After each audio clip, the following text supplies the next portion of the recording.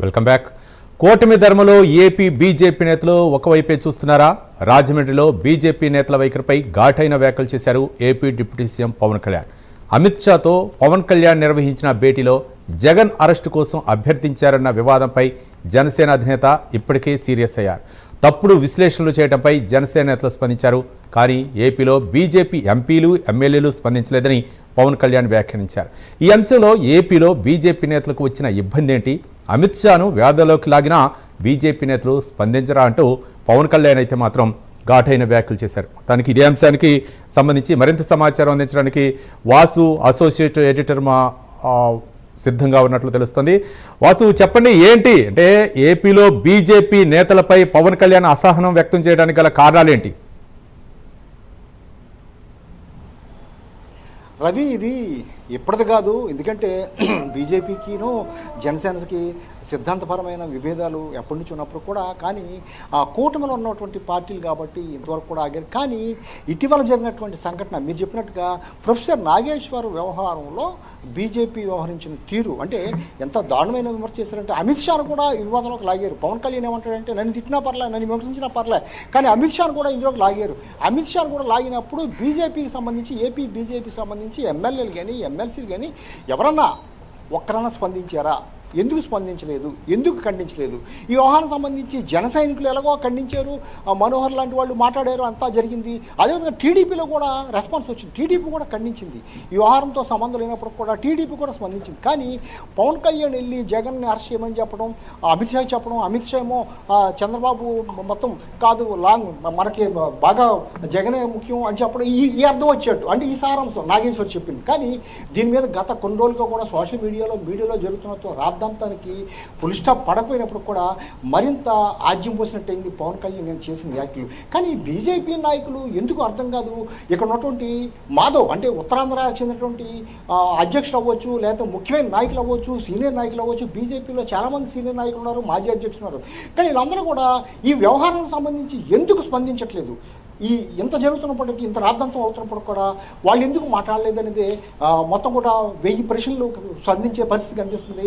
పవన్ కళ్యాణ్ నేను చేసినట్టు వ్యవహారం ఒక్కసారి గతం కూడా చూస్తే మనం గతంలో కూడా చాలామంది సీనియర్ నాయకులు, కేంద్ర స్థాయిలో మంత్రులు అయిన వాళ్ళు చాలామంది కూడా అనేక అంశాల విషయంలో టీడీపీతో చర్చించారు తప్ప గతంలో కూడా పవన్ కళ్యాణ్ కూటమిలో ఉన్నప్పుడు కూటమిలో ఎక్కడ కూడా ప్రభుత్వం ఏర్పడక ముందు కానీ పార్టీ పొత్తు పెట్టక ముందు కానీ ఎక్కడ కూడా ఇచ్చారు. కానీ ఈసారి పొత్తు పెట్టుకోవడానికి మాత్రం పవన్ కళ్యాణే కీలకంగా వ్యవహరించాడు. అంతకుముందు ఎలక్షన్లో కూడా పవన్ కళ్యాణ్ డైరెక్ట్గా లేకపోయినప్పుడు సపోర్ట్ చేయడం జరిగింది. అప్పుడు కూడా ఎక్కడ కూడా చంద్రబాబుకి ఇచ్చినటువంటి విలువ ఎక్కడ కూడా పవన్ కళ్యాణ్కి ఇవ్వలేదు. అది వేరే అంశం అయినప్పుడు కూడా ప్రస్తుతం జరుగుతున్న అంశం తీసుకుంటే నాగేశ్వర్ చేసిన వ్యాఖ్యల విషయంలో మాత్రం బీజేపీ స్పందించకపోవడం పట్ల పవన్ కళ్యాణ్ అయితే కాస్త బాధను వ్యక్తం చేశారు. ఆయన సూటుగా చెప్పడం జరిగింది, నేరుగా చెప్పడం జరిగింది, కొండ భద్రత కొట్టినట్టు చెప్పాడు ఆయన. బీజేపీ నేతలు ఎందుకనో స్పందించుకోవడం నాకు బాధ వేసింది, ఒకరిద్దరు తప్ప అనేది. ముఖ్యంగా మరి ఇక్కడ ఉన్నటువంటి రాష్ట్ర అధ్యక్షుడు కూడా మాధవ్ వ్యవహారం కూడా ఇప్పుడు చర్చనీయాంశంగా మారింది. ఎందుకంటే ఇటీవల కాలంలో మాధవ్ సీఎంని నేరుగా కలవడం, సీఎంతో భేటీ అవ్వడం జరుగుతుంది. కానీ ఒక్క విషయం మనం అర్థం చేసుకోవాలి, బీజేపీ దేశవ్యాప్తంగా ఎంతమంది నాయకులు, ఎంతమంది సీనియర్లు ఉన్నా మొత్తం చీఫ్ అయితే ప్రధానమంత్రి చెప్పిందే జరుగుద్ది. అటువంటి ప్రధానమంత్రి పవన్ కళ్యాణ్కి ఇస్తున్నటువంటి ప్రాధాన్యత అర్థం చేసుకునే పరిస్థితి బీజేపీలో లేదా? ఎందుకంటే రీసెంట్గా కూడా చూసాం, హైదరాబాద్లో పవన్ కళ్యాణ్ ఒక సర్జరీ చేసుకుంటే ఆయన పరామర్శించేందుకు సాక్షాత్తు ప్రధానమంత్రి పవన్ కళ్యాణ్ ఇంటికి వెళ్ళారు. అంటే ఆయనకి ఎంత ప్రాధాన్యత ఇస్తున్నట్టు. అదేవిధంగా ఎక్కడ వేదిక జరిగినా, ఎక్కడ ఏం జరిగినా ప్రధానమంత్రి వచ్చిన సభలో పవన్ కళ్యాణ్ కోసం ఏదో ఒకటి మాట్లాడటం, లేకపోతే పవన్ కళ్యాణ్ ఆప్యాయంగా దగ్గర తీసుకోవడం. ఒక సభలో అయితే పవన్ కళ్యాణ్ని ఒక తుఫాన్గా పోల్చాడు ఆయన ప్రధానమంత్రి. అంటే బీజేపీ పార్టీలో మరి ప్రధాని మించిన వాళ్ళు ఎవరైనా ఉన్నారా? అర్థం కాని పరిస్థితి జనసేనలో ఉంది. మరి ప్రధానమంత్రి అంత ప్రాధాన్యత ఇచ్చినప్పుడు బీజేపీలో ఉన్న నాయకులకి ఏమొచ్చింది? వీళ్ళందరూ కూడా అంతకన్నా ఎక్కువేం కాదు కదా. ఈ వ్యవహారంలో మొత్తం దారుణం. ఈ వ్యవహారాన్ని పార్టీని కూటమిలో విభేదాలు సృష్టించేందుకు కొంతమంది చేసిన కుట్ర ఇది. అందులో భాగంగా నాగేశ్వర్ కూడా ఆయన వ్యాఖ్యలు వెనక్కి తీసుకున్నప్పుడు కూడా ఈ వ్యవహారం సోషల్ మీడియాలో ఎక్కడ కూడా తగ్గడం లేదు. ఇది ఇంకా రోజు రోజుకి పెరుగుతున్నది. ఈ నేపథ్యంలో దీనికి ఫుల్ స్టాప్ పెట్టాలి, దీనిపై మాట్లాడాలని నేనైతే పవన్ కళ్యాణ్ రాజమహేంద్రవరం సభలో ఆయన ఘాటుగానే స్పందించారు. మరి బీజేపీ ఏ విధంగా స్పందిస్తుందో వేచి చూడాలి. బీజేపీ నాయకులైతే ఉత్తరాంధ్రకు సంబంధించి మాధవ్ వ్యవహార శైలిపై కూడా అంతర్గతంగా కొంత విభేదం మీద ఇచ్చిన పరిస్థితి కనిపిస్తుంది. మరి మాధవ్ కూడా ఇంతవరకు కూడా ప్రధానమంత్రి సాక్షాత్తు మోడీ ఆయన పవన్ కళ్యాణ్ దగ్గరికి వెళ్ళి పవన్ కళ్యాణ్తో మాట్లాడి పవన్ కళ్యాణ్ ప్రాధాన్యతిస్తున్నప్పుడు మరి ఇంతవరకు మాధవ్ పవన్ కళ్యాణ్తో కూడా ప్రత్యేకంగా భేటీ అయిన సందర్భాలు కూడా అరాకొర తప్ప ఎక్కడ కనిపించవు. కానీ ఇటీవల కాలంలో రాజ్యసభ సంబంధించి అవ్వచ్చు, లేకపోతే విశాఖపట్నంలో నుండి సింహాచలం బోర్డు సంబంధించి అవ్వచ్చు, అనేక అంశాలపై చంద్రబాబుతో ఈయన మాధవ్ భేటీ కావడం కూడా విమర్శనీయంగా మారింది. ఎందుకంటే బీజేపీ అసలు బీజేపీతో పొత్తు చేయడానికి ప్రధానమైన కారణం పవన్ కళ్యాణ్. ఎవరైనా ఓపెన్గా చెప్పేది పవన్ కళ్యాణ్ కారణంగానే ఇప్పుడు కూటమి అధికారంలోకి వచ్చిందని అన్ని పార్టీలు అందరూ చెప్పే పరిస్థితి.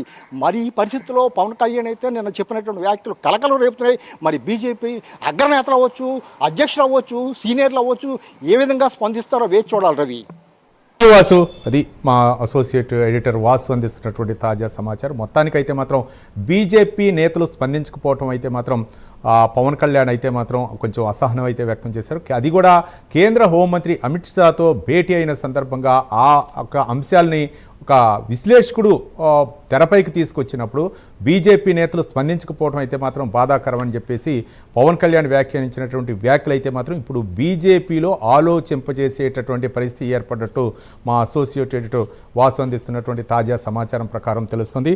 ఇదే అంశాలపై చర్చించడానికి హేమ్ కుమార్ గారు, జనసేన పార్టీ ఉమ్మడి చిత్తూరు జిల్లా కార్యదర్శి మనతో జాయిన్ అవుతున్నారు.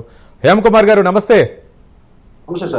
ఏంటి పవన్ కళ్యాణ్ అయితే మాత్రం బీజేపీ నేతలపై కొంచెం అసహనం ఇచ్చేశారు. ఈ మధ్య కాలంలో ప్రొఫెసర్ నాగేశ్వర్ చేసినటువంటి వ్యాఖ్యలు అయితే మాత్రం తీవ్ర దుమారమైంది. ఇక జనసేన పార్టీ కార్యకర్తలు అయితే మాత్రం జిల్లాల వారీగా కూడా పోలీస్ స్టేషన్లో కేసులు పెట్టిన పరిస్థితి ఏర్పడింది. దీంతో ఆయన వ్యాఖ్యలు కూడా వెనక్కి తీసుకున్నారు.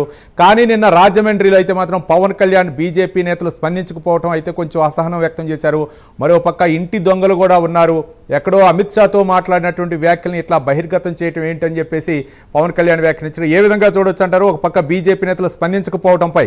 హేమ్ కుమార్ గారు నమస్తే. సార్, ఇప్పుడు యాక్చువల్ గా పవన్ కళ్యాణ్ గారు సర్జరీ చేసుకునేసి కొద్ది రోజులు రెస్ట్ తీసుకుంటున్నారు. అవును, మొట్టమొదటిసారిగా వచ్చారులేండి బయటికి. వెయిట్ చూశారు, ఎందుకంటే బీజేపీ నాయకులు, ఎందుకంటే మేము రియాక్ట్ అయ్యాము, అందులో టీడీపీ నాయకులు రియాక్ట్ అయ్యారు, కూటమిలో ఉన్న బీజేపీ వాళ్ళు కూడా ఫస్ట్ రియాక్ట్ అవ్వాల్సింది బీజేపీ వాళ్ళే. వాళ్ళు అవుతారేమో అని చూశారు. కానీ నిన్న సందర్భం వచ్చి మాట్లాడడానికి గతంలో సార్ ఆయన సర్జరీ చేసుకునేసి ఇంట్లో రెస్ట్ తీసుకుంటే సాక్షాత్తు ప్రధానమంత్రి గారు హైదరాబాద్ పర్యటనకు వచ్చి పవన్ కళ్యాణ్ గారు ఇంటికి వెళ్ళి పరామర్శించారు. ఎలా ఉన్నారు, ఏంటి పరిస్థితి అంటే ఆయన గతంలో మాట్లాడుతూ కూడా ఆయన ఈ పవన్ ఆంది అంటే తుఫాన్ తో కూడా పోల్చారు. అంటే ఆయన ఎంత ప్రయారిటీ ఇస్తున్నారు. అదే విధంగా రాష్ట్రంలో కూడా ఎలక్షన్ అప్పుడు 23 ఎమ్మెల్యేలు జనసేన తీసుకుంటే 3 ఎంపీలు తీసుకుంటే దాంట్లో కూడా 2 ఎమ్మెల్యేలని 1 ఎంపీని ఆ రోజు బీజేపీకి త్యాగం చేసిన పవన్ కళ్యాణ్ గారు ఆయనకి రాష్ట్రంలో ఎవరైతే రాష్ట్ర అధ్యక్షులు ఉన్నారో మాధవ్ గారు కూడా మిగతా నాయకులు కూడా బీజేపీకి సంబంధించిన వాళ్ళు ఒక వ్యక్తి నాగేశ్వర్ అనే వ్యక్తి మాట్లాడినప్పుడు ఇమ్మీడియట్ గా మా అందరికంటే కూడా ఫస్ట్ మాట్లాడాల్సింది రియాక్ట్ అవ్వాల్సింది బీజేపీ నాయకులు. అంటే పొత్తు ధర్మంలో మేము ఉన్నాము, మేము అది మాట్లాడకూడదని కాదు, కానీ వాళ్ళు కూడా రియాక్ట్ అవ్వాలా. మేము ఎందుకు చెప్తున్నాము, ఈ విషయం ఎందుకు చెప్పాల్సి వస్తుందంటే నిన్న పవన్ కళ్యాణ్ గారికి ఆయనకి ఎక్కడో బాధ కలిగింది. ఏరా మనం ఇంత చేస్తున్నాం, రాష్ట్రంలో ఇన్ని త్యాగాలు చేస్తున్నాం, రాష్ట్ర ప్రజల కోసం ఇన్ని పనులు చేస్తున్నామే, మనం ఏ రోజైనా సరే రాజకీయం చేయడానికి ఇంకొకరిని అరెస్ట్ చేస్తే మేము రాజకీయంలోకి వస్తామనేసి ఏ రోజున్నా ఆలోచిస్తామా? ఆ రోజు చంద్రబాబు నాయుడు గారిని అరెస్ట్ చేస్తే ఇమ్మీడియట్ గా వెళ్ళి జైలుకి వెళ్ళి పలకరించే బయటకు వచ్చి ఏ విషయం చెప్పారని రాష్ట్ర నాయకులు అందరికీ తెలుసు. అదే విధంగా మనం ఉంటే ఈ రోజు బీజేపీ నాయకులు ఒక వ్యక్తి సాక్షాత్తు దేశ హోంమంత్రి అమిత్ షా గారికి ఇందులో లాగి ఒక నాగేశ్వర్ అనే అనలిస్ట్ అతను ఎప్పుడు మాట్లాడినా కూడా అంటే వయామిడిగానే మాట్లాడతారు. ఈ రోజు మొన్న మాట్లాడిన మాట మాత్రం ఏకపక్షంగా అతను ఏదైనా వైసీపీ ట్రాప్ లో లేదంటే వైసీపీకి ఏమైనా పోతున్నాడా అని అనిపించిన ఆయన ప్యూర్ గా మాటలైతే అనిపించింది. అప్పుడు ఇమ్మీడియట్ గా రియాక్ట్ అవ్వాల్సిన బీజేపీ నాయకులు మరి ఎందుకు అవ్వలేదో అది అసహనం. మా నాయకుడు కూడా అసహనం దాని గురించి ఆలోచించి అప్పుడు రియాక్ట్ అవ్వాలి. అది కూడా నిన్న రియాక్ట్ అయ్యారు. అంటే ఎన్ని రోజులు ఇప్పుడు మనకు తెలుసు ఈ వివాదం జరిగి సాక్షాత్ అతనే నాగేశ్వర అనలిస్ట్ ఆయన కూడా బయటకు వచ్చే నేను మాట్లాడింది పూర్తిగా తప్పు, నన్ను క్షమించండి అనేసి మీడియా ముఖంగానే మాట్లాడి క్షమాపణ చెప్పి అయినా కూడా బీజేపీ నాయకుల స్పందనలో చాలా కరువైంది. మా నాయకుడు చెప్పింది ఢిల్లీకి వెళ్ళామంటే రాష్ట్రానికి ఏం నిధులు కావాలా, రాష్ట్ర అభివృద్ధికి కోసం ఇప్పుడు పోలవరం పనులు జరుగుతున్నాయి, రాష్ట్ర అమరావతి పనులు జరుగుతున్నాయి. దీనికి కావాల్సిన నిధులేంటి, పంచాయతీ రాజ్ శాఖ కావాల్సిన నిధులేంటి, హేమకుమార్ గారు ఢిల్లీకి రాష్ట్రానికి కావాల్సినటువంటి సదుపాయాలు అవ్వచ్చు, లేకపోతే నిధులు అవ్వచ్చు, లేకపోతే ఏదైనా సరే పొత్తుల ధర్మం ప్రకారం కేంద్రంలో అంటే నెంబర్ 2 స్థానంలో ఉన్నటువంటి హోంమంత్రి అమిత్ షాను కలవటం అంటే అది సహజంగా పవన్ కళ్యాణ్ లేకపోతే వాళ్ళు ఉన్నటువంటి అది సహజంగా జరిగేటటువంటి ప్రక్రియ. కానీ వాళ్ళిద్దరి మధ్య జరిగినటువంటి సంభాషణ బయటికి రావటంనే ఇప్పుడు చాలామంది కూడా విశ్లేషకులు చాలామంది కూడా అంటే ఏంటి అంటే పవన్ కళ్యాణ్ మాట్లాడినటువంటి వ్యాఖ్యలు, అలాగే ఇంటి దొంగలే ఉన్నారు అనేటటువంటి అనుమానం కూడా పవన్ కళ్యాణ్ వ్యాఖ్యానించారు. మరోపక్క బీజేపీ ఎమ్మెల్యేలు కానీ బీజేపీ ఎంపీలు కానీ ఎందుకు స్పందించలేదు? అప్పుడెప్పుడో కూటమి ఏర్పడక ముందు, టీడీపీతో కూటమి ఏర్పడక ముందు రోడ్ మ్యాప్ ఇవ్వలేదు, బీజేపీ ఇవ్వట్లేదని చెప్పేసి అప్పుడెప్పుడో వ్యాఖ్యానించారు. తర్వాత మళ్ళీ బీజేపీపై విమర్శలు అంటే ఒక విధంగా అసహనం వ్యక్తం చేయటం ఇది ఇప్పుడే మనం చూడొచ్చు. ఏంటి అంటే ఏమైనా పొరపచ్చాయాలు ఉన్నాయనుకోవచ్చా, లేకపోతే సమన్వయ లోపమా, లేకపోతే నిజంగానే బీజేపీ వాళ్ళు పవన్ కళ్యాణ్పై ఏమైనా గుర్రుగా ఉన్నారనుకోవచ్చా? హేమకుమార్ గారు, రాష్ట్ర బీజేపీ క్యాడర్ గురించి అడుగుతున్నారు సార్. సాక్షాత్తు దేవుడి వరం ఇచ్చిన పూజారి వరం ఇవ్వాలని అన్న దానికి ఇది నిదర్శనం అనమాట. ఎందుకంటే పొరపచ్చాలు అయితే ఏమీ లేదు, బట్ స్పందించాల్సింది వాళ్ళు స్పందించలేదు. కానీ ఈడ కూటమిలో మాత్రం ఎటువంటి ఇదైతే లేదండి. దాంట్లో ఖచ్చితంగా బీజేపీ రియాక్ట్ అయితే మాత్రం నిజంగా చాలా గొప్పగా ఉండేది. ఎవరైతే మాట్లాడుతుంటారో, ఇలాంటి మాటలు మాట్లాడుతుంటారో వాళ్ళకి చెంపపెట్టులాగా ఉండేది. బీజేపీ నాయకులు కానీ మాట్లాడుంటే వాళ్ళకి చెంపపెట్టులాగా ఉండేది. ఇంకొకసారి మాట్లాడాలంటే అరే వీళ్ళ మధ్యలో మనం పోయామంటే మనకే దెబ్బగా ఉంటది అన్న ఆలోచన కూర్చుండే విధంగా ఉంటుంది. అలాంటి కాకుండా వాళ్ళు మాట్లాడేదానికి అవకాశం వచ్చిందంటే ఈ రోజు బీజేపీ నాయకుల్లో ఎంతో కొంత, మరి ఎక్కడ మేమైతే అడ్డుపడింది లేదు, ఎక్కడ కానీ బీజేపీని తక్కువ చేసింది లేదు. బీజేపీని ఎప్పుడు మేము ఎట్లా చూస్తున్నామో అదే విధంగా బీజేపీ ఎస్పెషల్లీ కూటమిలో ఉన్న మా నాయకుడు పవన్ కళ్యాణ్ గారిని ఏ విధంగా వాళ్ళు ఇచ్చే గౌరవం కావచ్చు, అది మన సాక్షాత్తు రాష్ట్ర ప్రజలు, దేశ ప్రజలు కూడా ఢిల్లీలో పోయి ప్రచారం చేయమంటే ఎలక్షన్ ఢిల్లీలోకి వెళ్ళి ప్రచారం చేశారు. అదే విధంగా ఇంకొక మహారాష్ట్ర ఎన్నికలప్పుడు కూడా వెళ్ళి ప్రచారం చేయటం జరిగింది. ఏదైనా సరే పొత్తు ధర్మాన్ని అయితే పాటిస్తున్నారు. ఒక స్టార్ క్యాంపెయినర్ గా బీజేపీ నాయకులు స్పందించకపోయినా ఎన్నికల ప్రచారానికి ఆంధ్రప్రదేశ్ నుంచి వెళ్ళకపోయినా పవన్ కళ్యాణ్ అయితే మాత్రం నరేంద్ర మోదీ అలాగే అమిత్ షాల మీద ఉన్నటువంటి గౌరవంతో వాళ్ళ ప్రచారం చేయటం, అక్కడ పవన్ కళ్యాణ్ ప్రచారం చేసిన చోట గెలవటం కూడా జరిగింది అభ్యర్థులు చాలా వరకు కూడా. ఈ నేపథ్యంలో ప్రధాని అంతటి ఆ వ్యక్తే, నరేంద్ర మోదీ లాంటి వ్యక్తే పవన్ కళ్యాణ్ ఇంటికి వెళ్ళి పరామర్శిస్తే మరి ఎందుకు రాష్ట్ర క్యాడర్ ఎందుకు ఇంత అసహనం వ్యక్తం చేస్తుంది, లేకపోతే అంటున్నట్టుగా ఉంటుందనుకోవచ్చు? సార్ మనము చూసాం సార్, మనకి ఏదైతే ఆంధ్ర రాష్ట్రంలో 21 స్ట్రైక్ రేట్ వచ్చిందో, ఏది 100% స్ట్రైక్ రేట్ వచ్చిందో, అదే విధంగా పవన్ కళ్యాణ్ గారు ఎక్కడికి వెళ్ళి బీజేపీ అగ్రనాయకులు ఇచ్చిన ఆదేశాల మేరకు ఎక్కడికి వెళ్ళి క్యాంపెయిన్ చేసినా అక్కడ అదే విధంగా 100% అయితే మనకు అదే రిజల్ట్స్ వచ్చినాయి. పవన్ కళ్యాణ్ గారు క్యాంపెయిన్ చేసిన చోటంతా 100% రిజల్ట్స్ వచ్చినాయి. అదే విధంగా ఈ రోజు మేము కూడా రిపోర్ట్ చేస్తున్నాము. ఎందుకంటే కూటమిలో కదా మనం ఎటు పడితే అటు మాట్లాడేది కరెక్ట్ కాదు. బీజేపీ నాయకులు కూడా కాస్త ఆలోచించి స్పందించాలా. మనం అందరూ కలిసి ఎదుటి వాళ్ళకి అవకాశం ఇవ్వకుండా మనం ఖచ్చితంగా ఎవరైనా ఏదన్నా ఒక మాట అన్నప్పుడు, ఎందుకంటే మాకు కూడా బాధేసింది సార్. ఎందుకంటే వైసీపీ నాయకుడిని జైలుకి పంపించే రాజకీయాలు అయితే మాకు అవసరం లేదు సార్. మేము వెళ్ళి ఇక్కడ నుంచి ఢిల్లీ దాకా వెళ్ళి మేము వైసీపీ నాయకుడిని అరెస్ట్ చేయమని చెప్పి అడుగుతామా? మేము ఏ రోజైనా రాజకీయాలు ఇలాంటివి ఏదైనా ఆలోచించామా? మేము ఏ రోజు ఎవరిని అరెస్ట్ చేయండి మాకు అడ్డుగా ఉన్నారు అలా ఆలోచన. కానీ దీన్ని ఏంటంటే వైసీపీ వాళ్ళు ట్రోల్ చేస్తుంటారు. మాకంటే కూడా వాళ్ళు పవన్ కళ్యాణ్ గారు పోయి అంటే అమిత్ షా గారు చెప్పారంట, నువ్వు ఏదన్నా మాట్లాడు వైసీపీ నాయకుడు జగన్ జోలికి మాత్రం వెళ్ళొద్దు అని అన్నారంట. అక్కడ ఎవరు విన్నారు నాకైతే అర్థం కాలేదు. అంటే వాళ్ళ మధ్యలో మాట్లాడుకుంటుండే ఇంత పెద్ద పెద్ద దేశ నాయకులతో పోయి మాట్లాడేటప్పుడు అది ఎవరింటారో పక్కన విషయం కూడా నాకు అర్థం కావట్లేదు. దాన్ని తప్పుగా ట్రోల్ చేస్తున్నారు. వాళ్ళు ఆ ట్రోల్ చేసేందుకు అవకాశం ఇచ్చింది రాష్ట్రంలో బీజేపీ నాయకులు కొంతమంది. దయచేసి ఈ పొరపక్షపాలు మార్చుకునేసి ఖచ్చితంగా రాబోయే రోజుల్లో ఇంకా ఇంతకంటే ధీటుగా స్పందించి రాబోయే, ఎందుకంటే హేమకుమార్ గారు బీజేపీ నాయకత్వం అంటే ఏపీ బీజేపీ నాయకత్వం మార్పు తర్వాత బీజేపీ రాష్ట్ర అధ్యక్షుడిగా పదవి బాధ్యతలు స్వీకరించిన మాధవ్ తర్వాత అంటే ఈ యొక్క విభేదాలు వస్తున్నాయి అనుకోవచ్చా, లేకపోతే జనసేనకి బీజేపీకి మధ్య వైర్యం ఉందనుకోవచ్చా? ఏంటి అంటే ఒక విధంగా చెప్పాలంటే క్యాడర్లో ఎలాంటి అసంతృప్తి ఉందనుకోవచ్చు?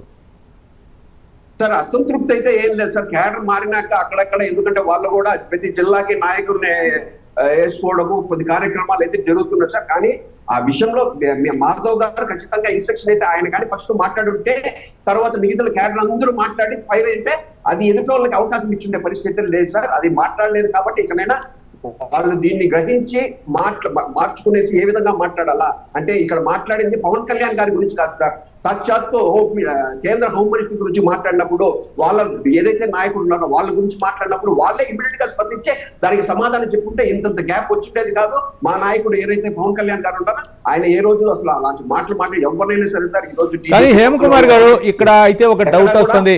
హేమకుమార్ గారు ఇక్కడ ఒక డౌట్ వస్తుంది. ఏదైనా టీడీపీ నాయకులనే కానీ ఏదైనా లేకపోతే చంద్రబాబు నాయుడు కానీ లేకపోతే ఏదైనా విమర్శిస్తే మాత్రం జగన్మోహన్ రెడ్డి ఇబ్బడి ముబ్బడిగా అందరూ కూడా కలిసి విమర్శిస్తారు. అటు పక్క బీజేపీ విమర్శించింది, మరో పక్క టీడీపీ నాయకులు విమర్శిస్తారు, మరో పక్క జనసేన పార్టీ నాయకులు విమర్శిస్తారు. కానీ పవన్ కళ్యాణ్పై ఇలాంటి వ్యాఖ్యలు వచ్చినప్పుడు ఎందుకు ఆ కూటమి ధర్మాన్ని పాటించటం లేదు? మరో పక్క హోంమంత్రిపై కూడా అభియోగాలు వచ్చిన నేపథ్యంలో ఎందుకు ఈ యొక్క మిత్రధర్మాన్ని పాటించడం లేదనుకోవచ్చు సార్. ఒక చిన్న మిస్అండర్స్టాండ్ సార్. ఇక్కడ జరిగిన ఏదో చిన్న మిస్అండర్స్టాండ్ లో జరిగిన వ్యవహారమే తప్పితే ఇది రాజకీయ పరంగా జరిగిన విషయం అయితే కాదు. ఫుల్ ఏదో కుతంత్రాలు చేస్తున్నారనేసనో లేకపోతే వైసీపీ మీద బీజేపీకి ఎక్కువ ప్రేమ ఉందనేసనో దాన్ని ఈ ఏదైతే ఆయన ఖండించకపోవడంతో దాన్ని వాళ్ళ అవకాశంగా తీసుకొని మాట్లాడుతున్నారు తప్పితే వేరే ఇదేం లేదు సార్. ఖచ్చితంగా రాబోయే రోజుల్లో కూటమి ధర్మాన్ని అనుసరించి ఖచ్చితంగా ఈ వ్యాఖ్యలు చూసిన తర్వాత మాధవ్ గారు కూడా ఇమీడియట్ గా రియాక్ట్ అవుతారు. ఖచ్చితంగా ఏ విధంగా జరిగిన విషయానికి కూడా ఆయన ఏం జరిగిందనే సంజయ్ కూడా ఇస్తారు అనేసి నేను నమ్ముతున్నాను. కానీ కూటమి ధర్మం మేమైతే ఎక్కడా పొత్తు దాటింది లేదు. కూటమి కోసమే, రాష్ట్ర ప్రజల కోసమే కూటమిని కలుపుకునేసే ఆ రోజు ఏదైతే మేము చేసిన 2 ఎమ్మెల్యేలు 1 ఎంపీ కూడా త్యాగం చేశామంటే ఆ రోజు బీజేపీ అగ్రనాయకులు చెప్పి కావాలి మా నాయకుడు కనీసం అంటేనే పవన్ కళ్యాణ్ గారు ఎంతో తగ్గారు. ఎంత తగ్గారనే విషయం రాష్ట్ర ప్రజలకి కంటికి కట్టినట్టు ఉంది. ఈ రోజు రాబోయే రోజుల్లో ఇవన్నీ సమస్యపోయి మేము లోకల్ బాడీ ఎన్నికలు వస్తున్నాయి. రైట్. హేమకుమార్ గారు వీటితో పాటు కొన్ని అంశాలను కూడా ప్రస్తావించారు. హేమకుమార్ గారు కొన్ని అంశాలను కూడా ప్రస్తావించారు. స్థానిక సంస్థల ఎన్నికల్లో బలంగా ఉన్న చోట ఒకళ్ళతో సంబంధం లేదు, మనమే అవసరమైతే ముందుకు వెళ్ళాలనే విధంగా, అవసరమైతే బీజేపీతో లేకపోయినా సరే జనసేన ఒంటరికైనా పోరాటం చేయాలనే విధంగా కొంచెం హింట్ ఇచ్చినట్లు తెలుస్తుంది. నిజమేనా? లేదు సార్, అలాంటివి లేదు సార్. అలాంటివి లేదు. ఎందుకంటే పొత్తులో ఉన్నాము. అలాంటివి మనం పోవాలనుకుంటే గతంలో 2024 ఎన్నికల్లో కూడా మాకు ఎంతో ఉంట మా హవా ఉంది. మేమేం రాష్ట్ర ప్రజలకు చేసే మనసులు ప్రజలందరూ గమనించారు. కాకపోతే ఎక్కడ ఛాన్స్ ఇవ్వకూడదు. ఇక్కడ ఇంకొకసారి కానీ వైసీపీ వస్తే రాష్ట్ర ప్రజలు అన్యాక్రాంతం అవుతారు, మళ్ళీ చాలా ఇబ్బందులకు గురవుతుంది, రాష్ట్ర అభివృద్ధి జరగదు అన్న ఆలోచనతో, ఎందుకంటే ఆయన ముఖ్యమంత్రి అయిపోతామన్న ఆలోచనతో ఏ రోజు రాజకీయాల్లోకి రాలేదు సార్. ప్రజలకి సేవ చేద్దాం అనేసరి మమ్మల్ని అందరినీ కూడా కలుపుకొని ఎప్పుడెప్పుడు ఏ కార్యక్రమాలు చేయాలనేసరి మాకు దిశానిర్దేశం ఇచ్చే పవన్ కళ్యాణ్ గారు ఆలోచిస్తారు. కానీ మొత్తం రాష్ట్రానికి అన్యాయం జరగకూడదనే ఆలోచనతోనే ముందుకు పోతున్నారు తప్పితే దాంట్లో హింట్ అనేది కాదు. బట్ చెప్పారు, మీరు ఇలా పోతే రాష్ట్రంలో వేరే విధంగా మెసేజ్ పోతే ఇంకొక ఎవరైతే వైసీపీ వాళ్ళు ఉన్నారో వాళ్ళకి అవకాశం ఇచ్చేట్టుంటారు. అలాంటి అవకాశం మనం ఎందుకు ఇవ్వాలా అనేసి ఇంటి ఇచ్చారు. అది ఆ విధంగా అర్థం చేసుకోవాలి. కానీ మనం ఒంటరిగా పోతామనే తన ఆలోచన అయితే మాత్రం ఖచ్చితంగా లేదు. వాళ్ళు ఇకనైనా ఆలోచించి ఇది ఏదైతే పవన్ కళ్యాణ్ గారు ఇచ్చారో సూచనలో దాన్ని తీసుకునేసి మనం రాష్ట్రంలో కలిసి బాధ్యతగా ముందుకు పోవాలనేసి కూడా దాని ఒక అర్థం సార్. మరి కలిసి సపరేట్ గా పోతాం అంటే మేము పోవాలంటే సపరేట్ గా పోవాలన్నా కూడా మీరు ఈ రోజు చూసారు సార్ తమిళనాడు రాజకీయాల్లో ఏం జరిగిందనేసి అలాంటివి మాకు 2024లో కూడా జరుగుతుండే సార్. కానీ ఒక్క అవకాశం ఇవ్వకూడదు. ఎందుకంటే రాష్ట్ర ప్రజలు మళ్ళా అన్యాయకాలతో అయిపోతారు. అమరావతి అనేది ఈ రోజు ఏ విధంగా మనకి డెవలప్ అవుతుంది, పోలవరం ఏ విధంగా డెవలప్ అవుతుంది, రాష్ట్ర ప్రజలకు ఏ విధంగా బయట నుంచి పరిశ్రమలు వచ్చి రాష్ట్ర యువతకి ఏ విధంగా మనము అవకాశాలు కల్పిస్తున్నాము అన్న అంశాల మీద రాష్ట్ర ప్రజలకి అర్థమైంది, రాష్ట్ర నాయకులకి అర్థమైంది. ఇది అన్ని కలుపుకొని ఇస్తున్నాం అనేసరికి మనం ఇంటి ఏదైతే ఇచ్చారో అందరినీ కలుపుకొని పోవాల్సిన బాధ్యత కూటమిలో ప్రతి ఒక్కరికి ఉంది.